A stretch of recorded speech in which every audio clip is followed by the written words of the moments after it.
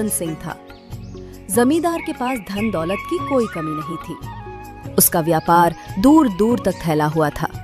उसकी पत्नी सरिता, जमींदार की पत्नी ने कभी भी उस नौकरानी को नौकरानी नहीं समझा, बल्कि अपने घर का सदस्य ही समझा। जमींदार भी बूढ़ी नौकरानी से कोई भी बात नहीं छुपाता था, बल्कि वो अपने दिल की सारी बात अपनी नौकरानी से कर लिया करता था। चंदन बेटा, पिछले कुछ दिनों से तुम बहुत परेशान दिखाई दे रहे हो। आखिर क्या बात है? तुम्हें कोई परेशान करता है क्या? माँ बाप से क्या छुपाना, मेरी शादी को इतने साल हो गए हैं और अभी तक मेरी कोई संतान नहीं हुई है। मेरे पास इतना सारा धन संपत्ति है, इतना बड़ा व्यापार है। अगर मेरी कोई संतान नहीं हुई तो हमारे इस धन और व्यापार का क्या होगा? मेरे बाद इसे कौन संभालेगा? मेरी उम्र भी अब बढ़ रही है। अगर मेरा कोई बेटा होता तो मेरा हर काम संभाल लेता, मेरे हर सुख दुख में मेरा साथ देता और मैं भी चिंता से मुक्त हो जाता। बेटा, मैं तुम्हारी तकलीफ को समझ सकती हूँ, मगर ईश्वर की मर्जी के आगे आज तक किसकी चली है? भगवान के घर देर है, अंधेर नहीं। अगर भगवान ने चाहा तो तुम्हारे गोद में भी एक फूल सा बच्चा खेलेगा। इसी तरह कुछ दिन बीत जाते हैं और फिर एक दिन बूढ़ी अम्मा जमींदार से कहती है, चंदन बेटा, बधाई हो, तुम्हारे लिए एक बहुत बड़ी खुशखबरी है। क्या खुशखबरी है अम्मा? जल्दी बताओ। बेटा, बहुत जल्दी सरिता माँ बनने वाली है। हे भगवान, तुम्हारा बहुत बहुत धन्यवाद। आज तुमने मेरी प्रार्थना सुन ली। अब सभी लोग इस आने वाली संतान का बड़ी बेसब्री से इंतजार कर रहे थे।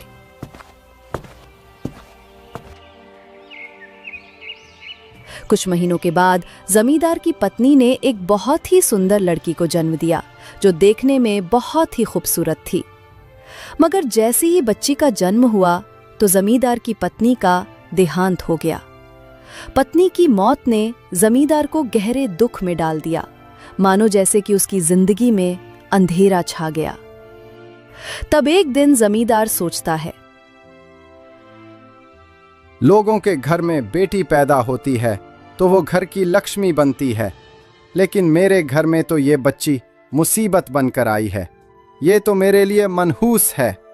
इस मनहूस बेटी के पैदा होते ही मेरी पत्नी इस दुनिया से चल बसी। अगर इसका जन्म ना हुआ तो आज मेरी पत्नी जिंदा होती। ये मनहूस जन्म लेते ही अपनी माँ को खा गई। अब मैं इस करमजली का चेहरा भी नहीं देखना चाहता। जमींदार अपनी पत्नी से बहुत ही प्यार करता था। उसे अपनी पत्नी की मौत बर्दाश्त नहीं हो पा रही थी। वो अपनी पत्नी की मौत की वजह उस मासूम फूल सी बच्ची को समझ रहा था। इसलिए जमींदार ने उस छोटी सी बच्ची की शक्ल भी नहीं देखी। जमींदार अपनी बेटी से नफरत करने लगा। जमींदार की पत्नी सरिता की मृत्यु के बाद बच्ची को पालने के लिए बूढ़ी अम्मा को सौंप दिया गया। अब बूढ़ी अम्मा ही उस छोटी सी बच्ची की देखभाल करती थी। बूढ़ी अम्मा ने उस छोटी सी बच्ची का नाम माया रखा।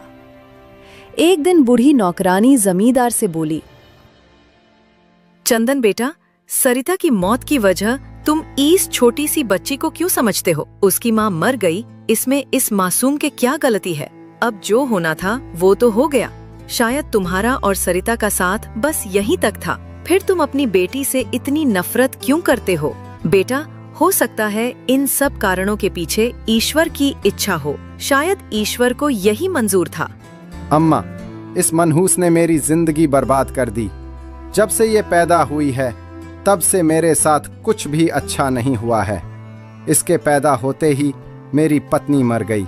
इतना कहकर जमींदार गुस्से में घर से बाहर चला जाता है। लोगों ने उसे बहुत समझाया, मगर उसकी समझ में कुछ भी नहीं आया। उसने तो बस एक ही बात की रट लगा रखी थी कि मेरी बेटी पैदा होती ही मेरी पत्नी को खा गई। वो मनहूस है। इसलिए जमींदार अपनी बेटी से बहुत ज्यादा नफरत करने लगा था। वो अपनी बेटी की शक्ल भी नहीं देखना चाहता था।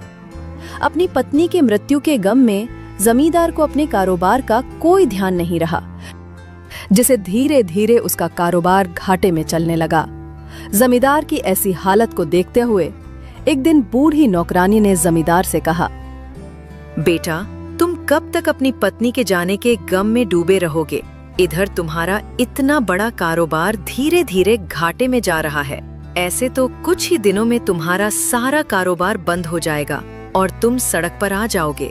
अगर लोग ये जान गए कि तुम अंदर से बिल्कुल टूट चुके हो, तो वह तुम्हारे कारोबार को तुरंत हड़प लेंगे और जरा सा भी देर नहीं लगाएंगे। अम्मा, मैं क्या करूं? सरिता की यादें मेरे दिल से नहीं जाती। उसका चेहरा मेरी आंखों के सामने घूमता रहता है। मुझे हमेशा उसकी याद आती है। मैं उसके बिना कैसे जीऊं? बेटा, अगर तुम मेरी बात मानेगा तो मैं तो कहती हूँ कि तू दूसरी शादी कर ले। अगर तू दूसरी शादी कर लेगा तो तुम भी सरिता की यादों से निकल जाओगे और एक छोटी सी बच्ची को भी माँ मिल जाएगी। जमींदार को बूढ़ी नौकरानी का मशवरा ठीक लगा और उसने दूसरी शादी करने का फैसला लिया।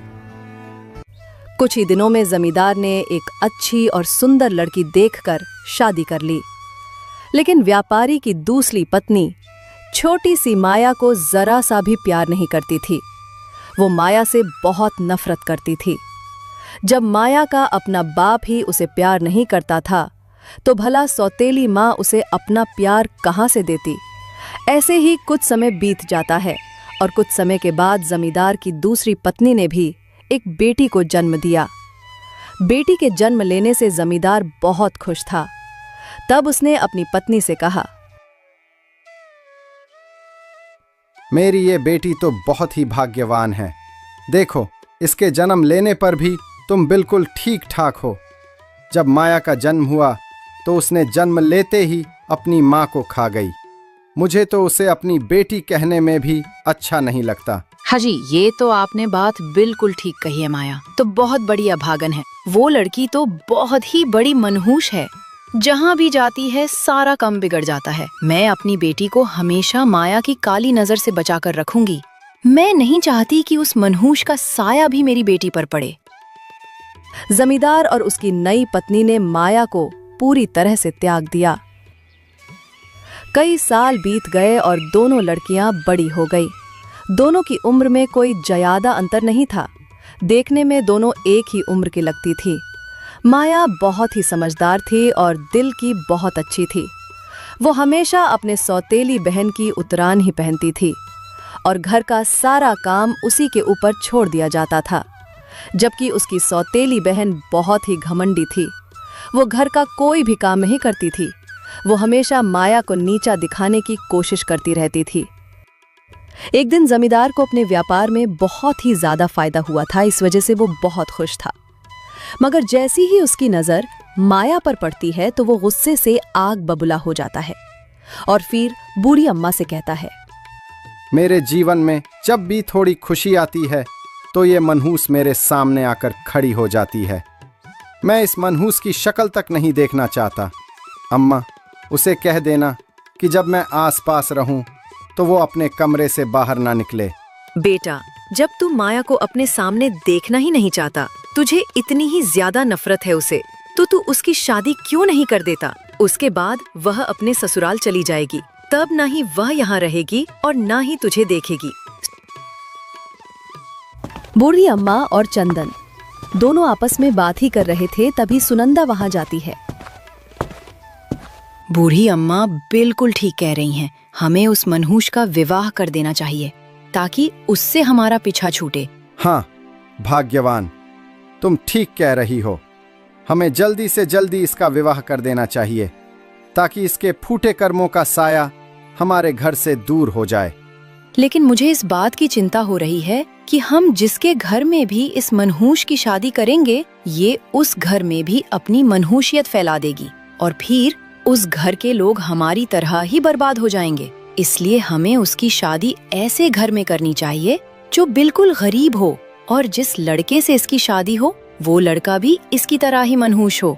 अगर हमने इसकी शादी एक अच्छे घर में एक अच्छे लड़के के साथ कर दी तो ये मनहूस उससे भी खा जाएगी। अगर मेरी माने तो किसी अच्छे भले लड़के की जिंदगी नहीं खराब करनी चाहिए। ये जिस घर में भी विवाह करके जाएगी, पता नहीं ये किस किस को खा जाएगी और इसकी वजह से पता नहीं हम लोगों को इसके ससुराल वालों से क्या क्या सुनना पड़ेगा। सुनंदा, तुम बिल्कुल ठीक कह रही हो। मैं आज ही अपने आदमियों से कहकर इसके लिए कोई गरीब लड़का तलाश करवाता हूँ। जैसे ही मुझे किसी लड़के का पता चलता है तो मैं तुरंत ही उसकी शादी उस लड़के से करवा दूंगा। फिर जमींदार ने अपने 2 आदमियों को बुलाया और उनसे कहा, मैं अपनी बेटी माया की शादी करवाना चाहता हूँ। अगर तुम्हारी नजर में हो तो कोई लड़का पता करो। मालिक, हम छोटे लोग हैं, आप जैसे बड़े लोगों की तरह लड़का कहाँ से खोजे? हमारी नजर में तो कोई बड़े घर का लड़का नहीं है। अरे मूर्खो, कोई भी अमीर खानदान की जरूरत नहीं है। कोई ऐसा लड़का ढूंढो कि वो कोई भी अच्छे खानदान से ना हो और ना ही वो बड़ी संपत्ति वाला हो। अगर कोई लंगड़ा लूला गरीब भिखारी मिले तो उसे ही ले आओ। मालिक, आप ये कैसी बातें कर रहे हैं? अगर आप किसी लंगड़े लूल्हे या गरीब भिखारी से माया बिटिया की शादी करेंगे तो गांव के लोग क्या कहेंगे? और माया बिटिया की तो पूरी जिंदगी ही खराब हो जाएगी। मैंने तुमसे जितना कहा है उतना करो और ज्यादा मुझे नसीहत देने की जरूरत नहीं है। और जल्द से जल्द मुझे कोई ऐसा लड़का ढूंढ के बताओ। इतना कहकर जमींदार वहां से चला जाता है और इधर जमींदार के आदमी भी ऐसे लड़के की तलाश में निकल पड़ते हैं। ये सब देखकर जमींदार की दूसरी पत्नी बहुत खुश होती है। वो तो यही चाहती थी कि उसकी सौतन की बेटी हमेशा दुखी रहे और उसे कभी भी कोई सुख ना मिले। और इधर ये सब बातें सुनकर बूढ़ी नौकरानी बहुत दुखी होती हैं, क्योंकि वो माया से बहुत प्रेम करती थी। उसने माया को अपनी बेटी की तरह पाला था। उधर जमींदार के आदमी जमींदार के कहे अनुसार लड़की की तलाश कर रहे थे।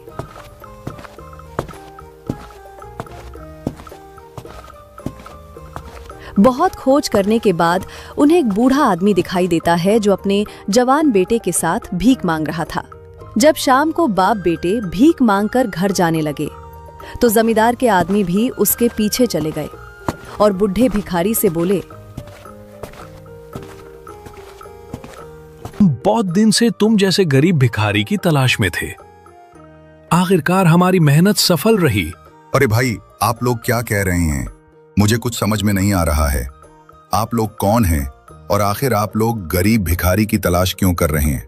वो सब तुम छोड़ो, हम तुम्हारे भिखारी बेटे के लिए रिश्ता लेकर आए हैं, अपने मालिक की बेटी का। हमारे मालिक एक बहुत बड़े जमींदार हैं। हम उनकी बेटी माया का रिश्ता तुम्हारे बेटे के लिए लाए हैं। लेकिन बेटा, तुम्हारे मालिक अपनी बेटी की शादी हम जैसे गरीब भिखारी के घर में क्यों करना चाहते हैं? वो सब हम नहीं जानते। बेटा, तुम लोग हम जैसे गरीबों का मजाक क्यों उड़ाते हो? हम तो पहले से ही किस्मत के मारे हुए हैं, ऊपर से आप लोग आ गए हो हमारा मजाक उड़ाने।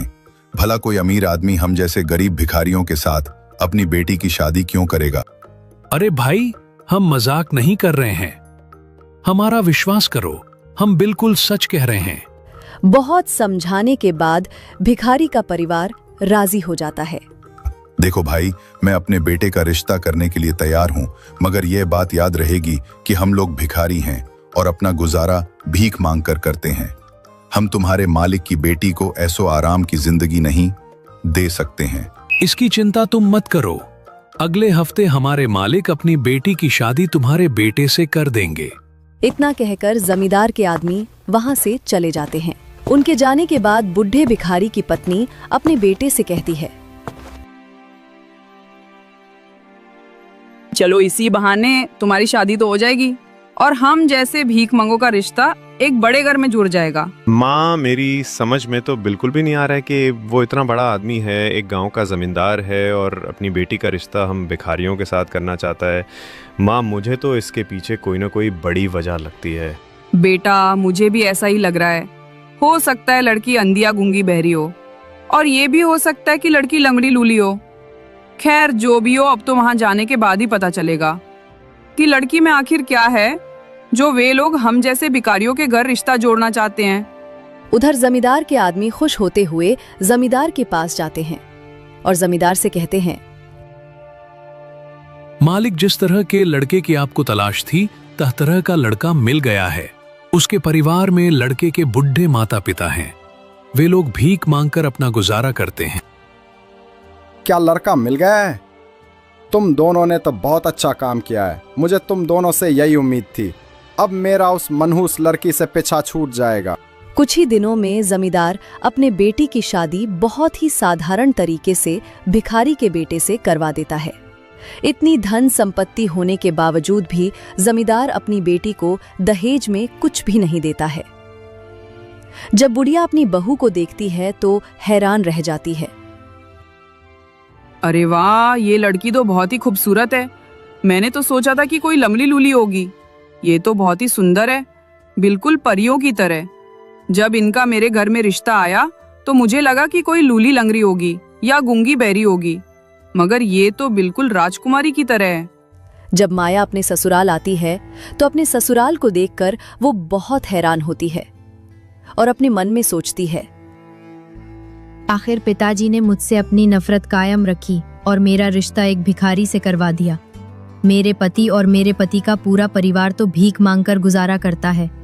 क्या मुझे भी इनके साथ भीख मांगनी पड़ेगी? नहीं, मैं भीख नहीं मांग सकती। हे भगवान, मेरी मदद करो। अभी तक तो माया अपने पिता के महल जैसे घर में रहती थी, मगर अब उसे भिखारी के टूटे फूटे घर में रहना पड़ेगा।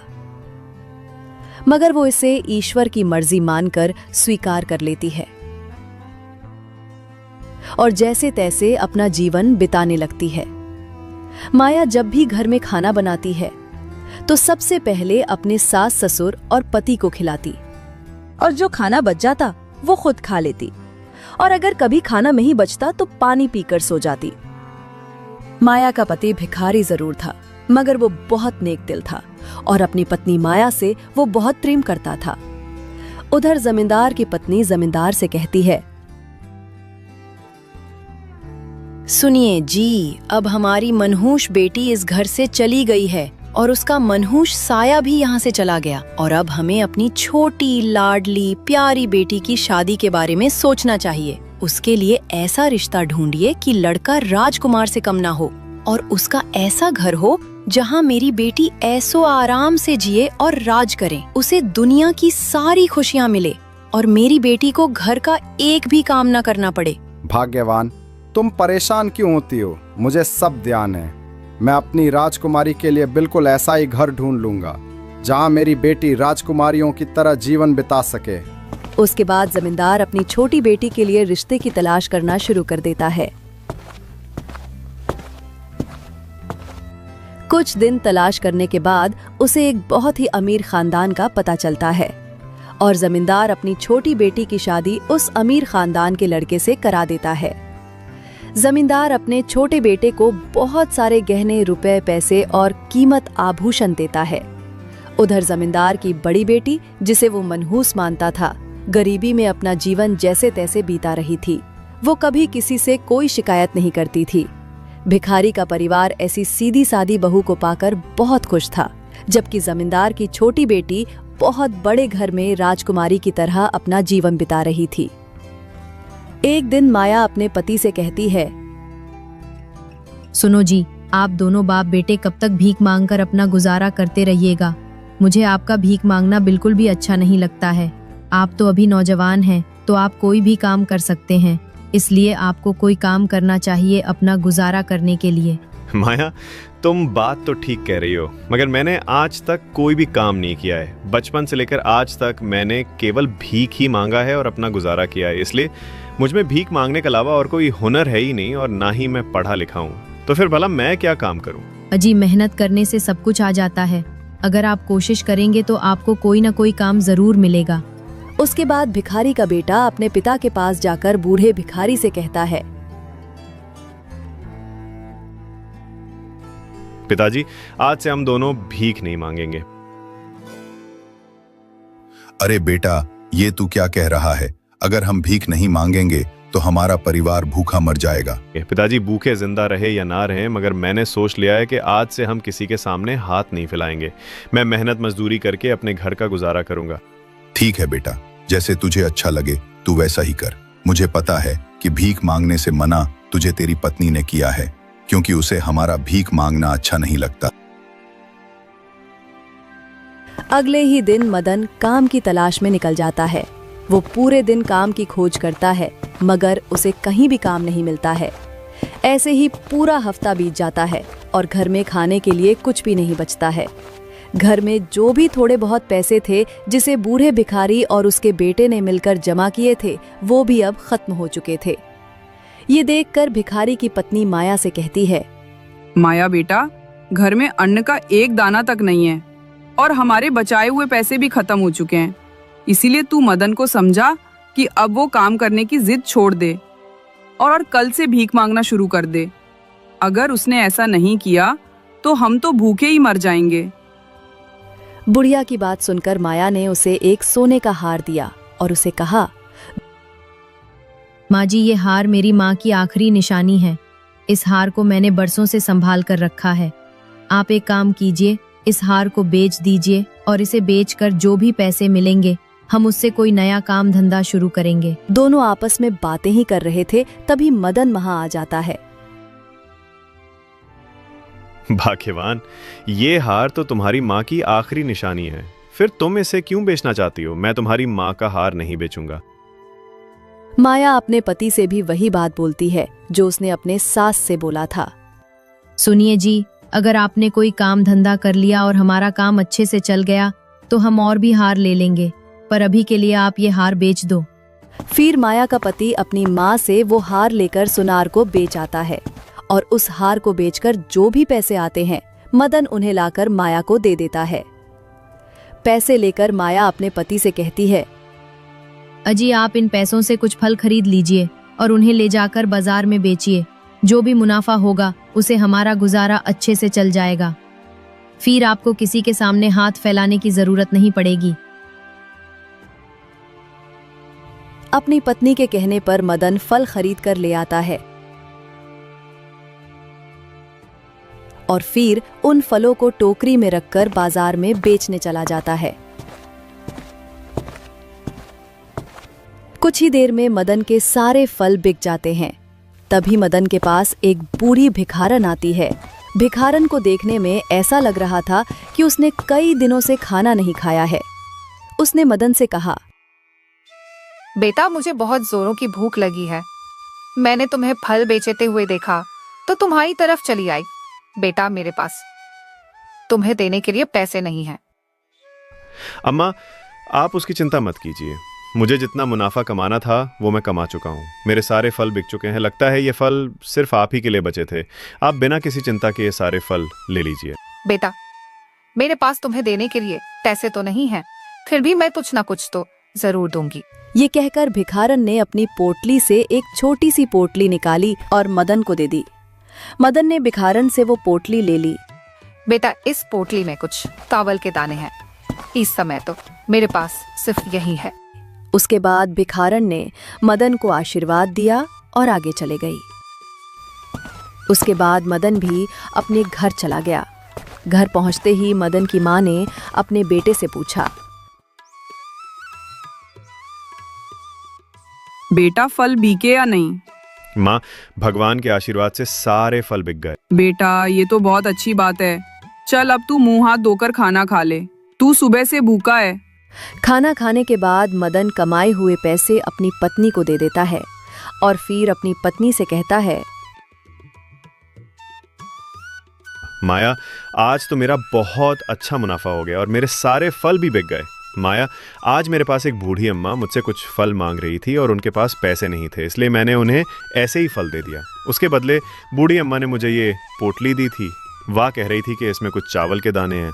मदन की बात सुनकर माया ने कहा, अजी, आपने अच्छा किया। हमें किसी भूखे को अपने दरवाजे से नहीं जाने देना चाहिए। अब वो पोटली मुझे दे दीजिए, मैं शाम को खाना बनाते समय उसका इस्तेमाल कर दूंगी।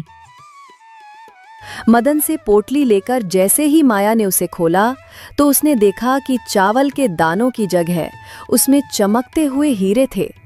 चमकते हुए हीरों को देखकर दोनों पति पत्नी हैरान रह जाते हैं। माया ने जल्दी से अपने सास को बुलाया और उसे वो हीरे दिखाए। लगता है अब भगवान को भी हम तरस आ गया है। हमें तो इन हीरो के बदले में बहुत सारे पैसे मिल सकते हैं। आप इन हीरोज को बाजार में ले जाकर सोनार को बेच दो।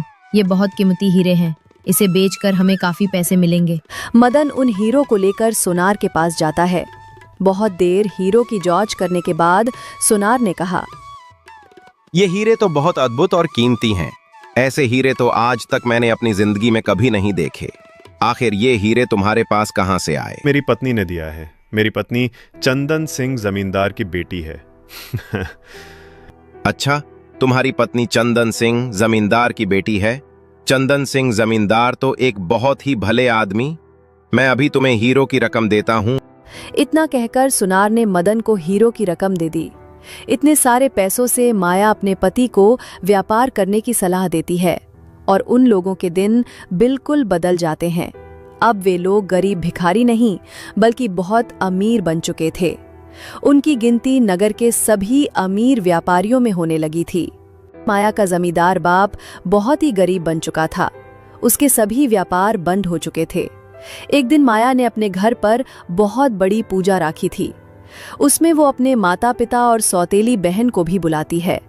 जब जमींदार और उसकी पत्नी को पता चला कि उनकी मनहूस बेटी ने बहुत बड़ी पूजा रखी है, तो जमींदार की दूसरी पत्नी ने कहा, अजी वे लोग तो बहुत बड़े दरिद्र भिखारी थे, तो उन्होंने इतनी बड़ी पूजा कैसे रखी? मुझे तो विश्वास ही नहीं हो रहा।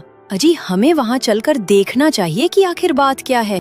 फिर जमींदार और उसकी पत्नी माया के घर जाते हैं और माया की सौतेली बहन भी अपने पति के साथ माया के घर आती है। सब भिखारियों के घर को देखकर हैरान हो जाते हैं और सोचने लगते हैं कि जो लोग कल तक अपना गुजारा भीख मांगकर करते थे, आज वो इतने ज्यादा अमीर कैसे हो गए।